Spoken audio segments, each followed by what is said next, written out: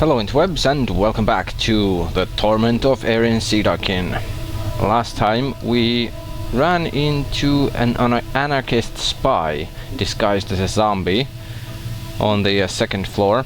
He's spying on the Dusties, and we learned from him that apparently there is a portal under an arch somewhere in the first floor which leads out, and I actually do remember that now that he mentioned it.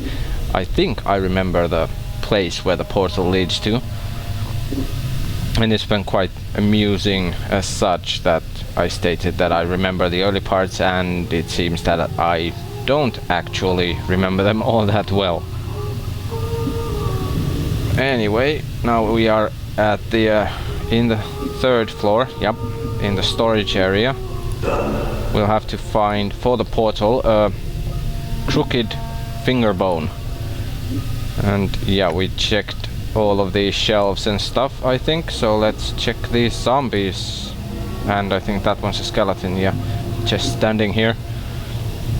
The corpse's meaty head was clearly severed at some point and hastily sewn back on.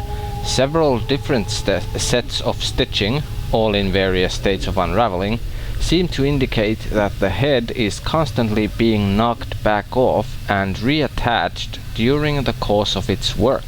A number, 79, has been cut into its temple, circumscribed by a fanged circle that appears to have been branded on its forehead. I guess we shall examine the fanged circle. The fanged circle looks like it was branded on the corpse's forehead long ago, presumably before it died. It might be a religious icon of some sort, or a rite of passage. You notice that one of the recesses between the inner fangs has a small triangle within it, as if it has some special significance. Yeah, the earring is what came to mind for me as well. I wonder if the space between the fangs match the grooves on this copper earring I have. Updated my journal. The corpse makes no reply. It looks like it is too far gone to answer any of your questions, as usual. Okay, let's see what Erin put in his journal. Found a strange fanged circular symbol on the forehead of zombie number 79. Just looking at the symbol reminded me of the ancient copper earring I got from the southeast preparation room. Perhaps the two are connected. Okay, let's see, can we now try to use this again? Insert your fingernail into the notch that matches where the triangle was pointing in the fanged circle we saw on zombie number 79's forehead. Yeah, I noticed last time, after the last session, that when I was trying to read the description texts in the way that I turned the U's and so on to Erin, I had to focus on it too much while reading that I kinda missed some stuff in the text, like Aveni's initial mentioning of embalming fluid in addition to the needle and thread that she needed. So I think I will just instead try to replace the U's with we. I think that would go a bit easier without me actually losing focus on what I'm actually reading as well. So let's insert our fingernail. Penetrate it. We hook our fingernail into the third groove from the top and press it inwards. As we do, there is a click and the top of the earring snaps open. Not only can we wear the earring now, it also looks like there is a secret compartment inside the earring. Let's give it a shake. We shake the earring, but nothing comes out. Whatever was hidden in the earring is gone now. Discovering the latch to the earring will now allow us to wear it. In addition, the secret compartment may make the earring more valuable to a merchant. Let's put it away and see, is there anything else now other than description changed to hollow? Seems not, so there isn't really any effect with the earring as such. I guess it's pointless to wear it then. So let's not. I guess we shall sell it most likely. This looks to be the corpse of a well-aged, even ancient woman. Aside from the embalming fluid stink, the stitches sealing her mouth and the number 679 stitched onto her right cheek, it's likely she looks only slightly different now than she did in her final years. Let's flirt with her. So, doing anything later? The corpse continues to stare at you. Let's see if Mort will try after this. Chief, if I don't come back, it's because I'm gonna be dying the little death with that zombie jet. Dying the little death? Interesting choice of words there, Mort. Okay, then the skeleton worker. This animated skeleton smells horrible, as if it had been only freshly stripped and prepared. Its jaw and major joints are tightly bound with leather straps, and a rough smock has been thrown over it. The number 1221 has been chiseled into its forehead. And Erin, being the funny man he thinks he is, with his morbid sense of humor, I have to ask, why the smock? I mean, it's not like you have anything to be modest about. The skeleton makes no reply. Great talking to you, Bones. Stay healthy. Wonder if this Greybeard would mind if I borrowed his body. Greybeard? Greybeard, you know, geezer, old feller, yellow dog. Old. Well, I don't think he's in any position to object. Why not take his body? Mort studies the skeleton for a moment, then shakes his head. Nah, I'd need a fresher one than this. And something with a little more dignity. This one's all creaky and fractured. And you're not? Oh, you're a sack full of laughs. Mort glares at us.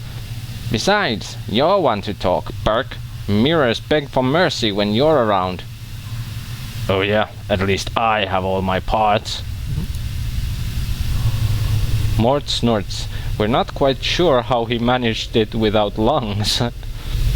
Yeah, Erin likes this kind of teasing, humorous exchange of insults. So we will continue with this.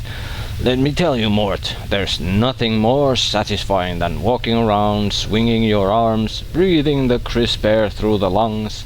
It's great to have a body. I'll have you know that helping you escape the preparation room has now been added to my growing list of regrets. He snorts again. I should have let you rot. Some more, that is. Glad you feel that way. Let's go.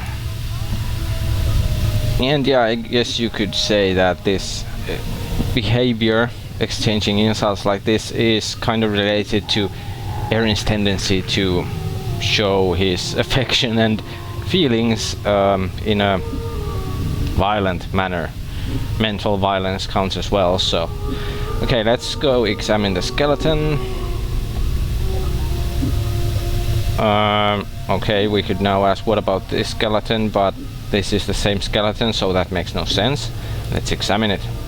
Someone has taken care to bind the bones of the skeleton with leather straps woven around the body in such a pattern that they resemble muscles and tendons. The straps are... that's pretty much the same, straps and bolts.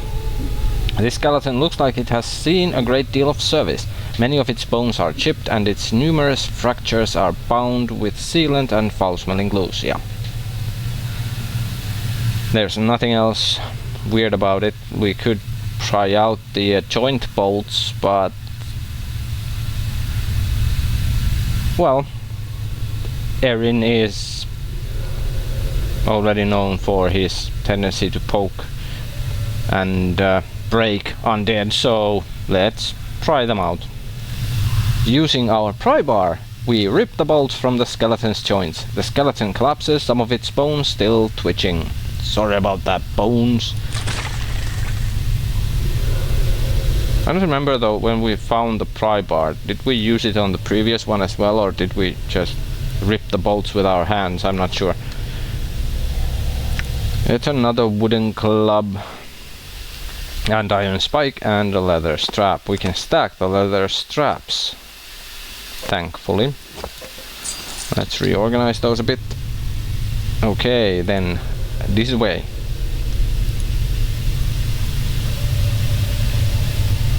And I think we will have Mort go ahead to check the surroundings for dustmen. Okay. And well, yeah, we won't. I'd say in our case at least, Mort isn't all that perceptive. In that he doesn't constantly scan the environment, so we won't do that either. Apart from this obvious stuff like bookshelves and things. Mortuary Sanctum Key.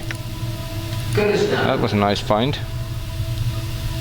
And yeah, they won't get to Erin as he's out of their sight, I think, so this still works well. Yeah, too far away.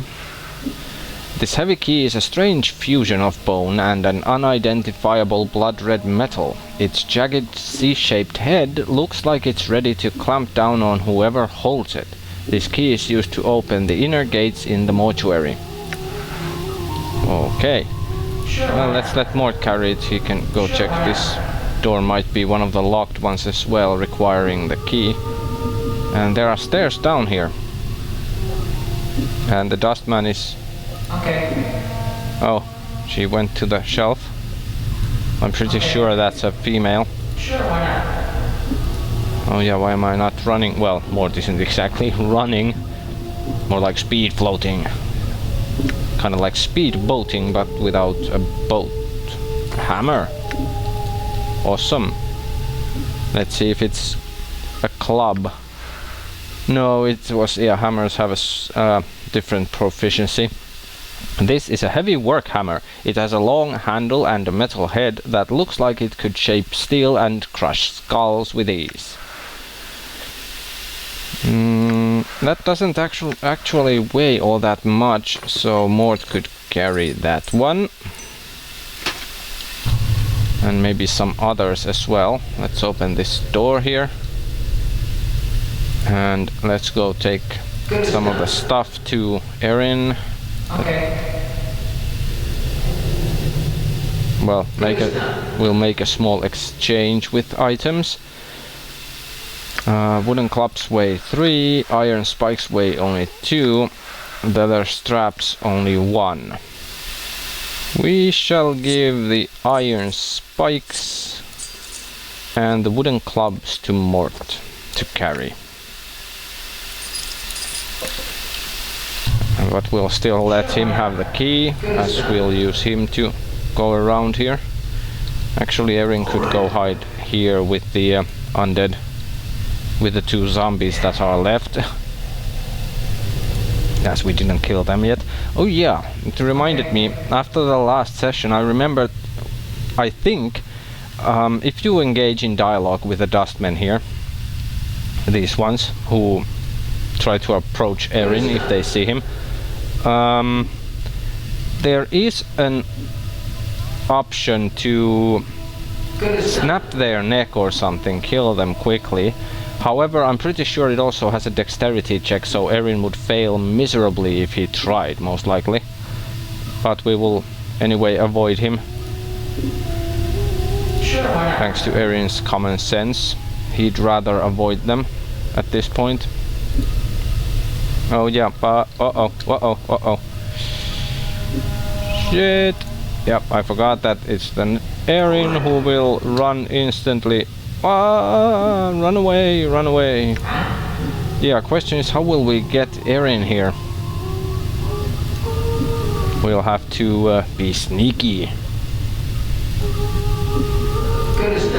Okay, let's let Mort check the shelf. More junk. Sure, why not? Dun, dun, dun, dun, dun, dun, dun, dun. More shelves, lots more shelves and stuff. There's a task list. Erin will probably be interested in that. And an embalming charm, a lesser one. Okay. Let's grab them all. Cloth charm. Okay, let's see if Mort can bash this. Oh yeah, and also realized while editing the previous session that though we already used bash for a container, I kinda forgot to that you could of course try that on doors as well. Okay. Some of the locked doors there. But also I'm wondering if these stairs here, where could they lead? I think they would lead close to the preparation room. That's kinda the location where they are, and we are back here. Okay. You cannot see me, for I float. I'm a floaty little bastard skull. Dun dun dun dun dun. Did we check this shelf? I think we did, yeah. I'm pretty sure we did. Okay.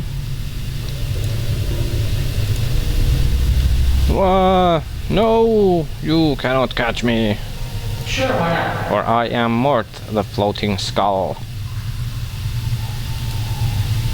Sure, why Yeah, not? we'll just pretend that they don't care about Mort. Okay. They're not really yelling at all. Okay, Sure, why not? we have to go back to Erin now. Oh wait, I'm not sure if we've checked these because of the dustmen. Okay. Well, they're empty anyway. I don't remember if we checked those or not. Okay then. Good as done.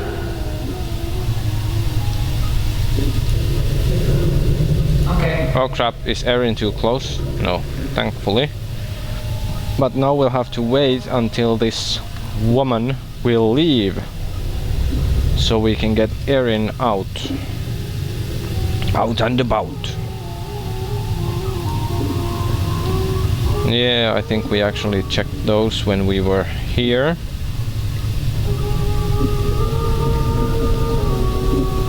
Okay, Erin, now. Run. Run like the wind. And now we can, by the way, move the key to Erin. I guess Mort could have one clot charm at least as well. Let's check the embalming charm. Actually, let's not. We will keep role-playing, meaning we need to be in a safe place to do it. I'm gone. Let's go chat with this zombie. The numbers 613 are cut deeply into this plodding corpse's forehead, but an inch of shredded leathery skin separates the 1 and the 3. Looking closely, we can barely make out a 2 carved there. But we cannot examine any further. So it would be 6123. So, seen anything interesting going on? Corpse continues to stare at us. Alright. Whoops. Bad. Next zombie. The skin of this female corpse is heavily tattooed with intricate patterns. The skin of her brow has been peeled back so that the number 1148 could be chiseled into the skull beneath. Her mouth has been sealed shut with thick, rough stitching. Flirting is getting a bit tiresome and pointless, so let's leave it in peace. I want to be buried with her. I can arrange that. Yeah, I would somehow guess that Mort will flirt with her. The skeleton turns to face us. 42 has been chiseled into its forehead, and a number of its bones, mostly the jaws and the joints, have been bound with leather straps. A black smock is draped over its body. We found the corpse we were looking for from our flashback last time. So I guess we will start with, I think this is the corpse I had that memory about. At the sound of our voice, the skeleton suddenly straightens up. It crosses its arms over its chest and its fingers hook into its ribcage. Let's cross our arms over our chest. In response, the skeleton drops its arms to its sides. The leather cord securing the skeleton's torso snaps, and the ribcage folds outward like a pair of double doors. Guess we shall reach in Into the ribcage we go. To our surprise, our hand vanishes as we reach inside the ribcage. We have a strange feeling it's somewhere else. As we reach inside the ribcage, our hand bumps against an invisible object. It's about the size of a fist and seems to be attached to the skeleton's spine. Sorry guy, but I guess we shall be ripping it out. As we pull the item out, the skeleton suddenly disintegrates and the iron bolts securing its joints clatter to the floor. Whatever this item was, it seems to have been the only thing holding it together. Poor guy. Let's examine. It looks like an unremarkable lump of iron. We can't imagine why someone would hide it inside the ribcage of a skeleton. Let's examine further. As we place both our hands on the lump of iron to examine it, there is a hiss, and the metal evaporates, leaving behind a strange dagger, a handful of coins wrapped in a dirty cloth, and 2 bloody teardrops. These look like they were inside the lump of iron. Let's grab the items. And also the ground item, which is a wooden club. That goes to Mort, by the way. More cloth charms. Actually, how do we... That way we split. Didn't remember there immediately. Okay, we'll examine these items in safety, though of course kind of bizarre that we still stand here to examine undead and stuff, though there are dustmen around. Did we check this zombie? Yes we did. Hello, deadly and delicious. Mort, I think you need help. Okay, where did that one dustman go? Oh, there.